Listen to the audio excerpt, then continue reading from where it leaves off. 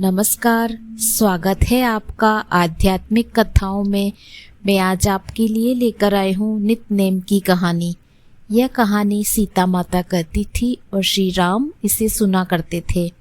एक दिन श्री राम भगवान को किसी काम के लिए घर से बाहर जाना पड़ गया।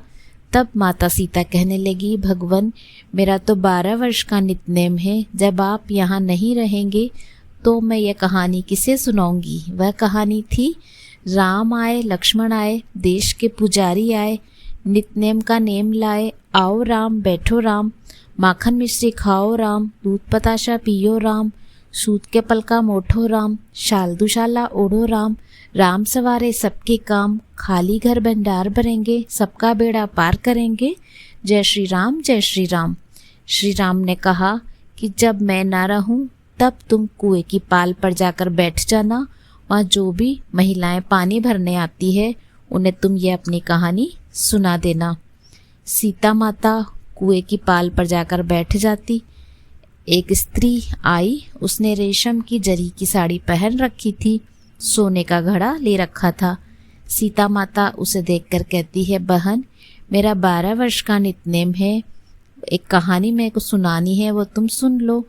पर वह स्त्री बोली कि मैं तुम्हारा नित्य-नेम नहीं सुनूंगी, मुझे घर जाने में देर हो जाएगी तो मेरी सास मुझसे लड़ेगी। उसने कहानी नहीं सुनी और वह वहाँ से चली गई।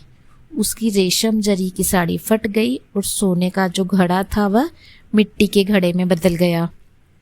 सास ने देखा तो पूछा कि ये किसका दोष अपने सिर लेकर आ गई। बहू ने कहा कि कुएं पर एक औरत बैठी थी, उसने कहानी सुनने के लिए कहा, लेकिन मैंने सुनी नहीं, जिसका फल ये मुझे प्राप्त हुआ। बहू की बात सुनकर अगले दिन वही साड़ी और घड़ा लेकर सास कुएं की पाल पर गई। सास को वहीं सीता माता बैठी मिली तो माता सीता ने कहा, बहन, मेरी कहानी सुन लो। सास बोली, एक बार छोड़, मैं तो 4 बार तेरी कहानी सुनूंगी। वह कहानी उसने फिर से सुनाई। राम आए, लक्ष्मण आए, देश के पुजारी आए, नित्य-नेम का नेम लाए, आओ राम, बैठो राम, तपी रसोई जियो राम, माखन मिश्री खाओ राम, दूध बताशा पियो राम, सूत के पलका मोठो राम, शाल दुशाला ओढ़ो राम, जब बोलूं राम राम, राम सवारे सबके काम, खाली घर भंडार भरेंगे, सबका बेड़ा पार करेंगे, जय श्री राम, जय श्री राम। सास बोली कि बहन, कहानी तो बहुत अच्छी है। कहानी सुनकर सास घर चली गई और उसकी साड़ी फिर से रेशम जरी की बन गई, मिट्टी का घड़ा फिर से सोने के घड़े में बदल गया। बहू कहने लगी, सासू माँ, आपने ये सब कैसे किया? सास ने कहा कि बहू, तू दोष लगा के आई थी और मैं अब दोष उतार कर आ रही हूँ। बहू ने फिर पूछा कि वह कुएं पर जो स्त्री बैठी थी वो कौन थी? तब सास बोली कि वह सीता माता थी। वह पुराने से नया कर देती है, खाली घर में भंडार भर देती है, वह लक्ष्मी जी का वास घर में कर देती है, आदमी की जो भी इच्छा हो वह उसे पूरा कर देती है। बहू बोली, ऐसी कहानी मुझे भी सुना दो। सास बोली, ठीक है, तुम भी सुनो। और सास ने कहानी शुरू कर दी। राम आए, लक्ष्मण आए, देश के पुजारी आए, नित्य-नेम का नेम लाए, आओ राम, बैठो राम, तपी रसोई जियो राम, माखन मिश्री खाओ राम, दूध बताशा पियो राम, सूत के पलका मोठो राम, शाल दुशाला ओढ़ो राम, जब बोलूं जब राम राम, राम सवारे सबके काम, खाली घर भंडार भरेंगे, सबका बेड़ा पार करेंगे, जय श्री राम, जय श्री राम। कहानी सुनकर बहू बोली, कहानी तो बहुत अच्छी है। सास ने कहा, ठीक है, इस कहानी को रोज कहा करेंगे। अब सास बहू रोज सवेरे उठते, नहाते धोते, पूजा करने के बाद नित्य-नेम की सीता माता की कहानी सुनते। एक दिन उनके यहाँ एक पड़ोस की औरत आई और बोली, बहन, जरा सी आँच देना। वह बोली कि आँच तो अभी हमने जलाई ही नहीं। पड़ोसन ने कहा, तुम सुबह 4 बजे से उठकर क्या कर रही हो फिर?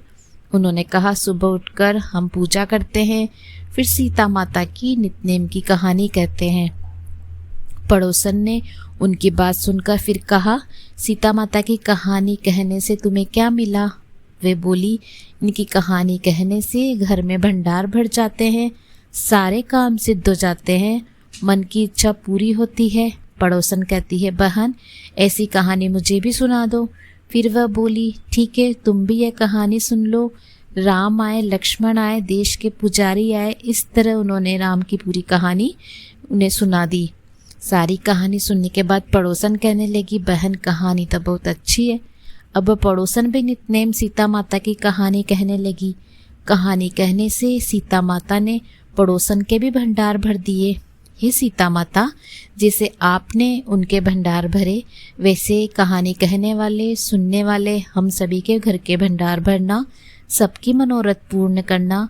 उम्मीद करती हूँ आपको यह नितनेम की कहानी पसंद आई होगी। पसंद आई है तो लाइक एंड शेयर कीजिएगा। एंड पे लाइकन का बटन दबाना ना भूलिए।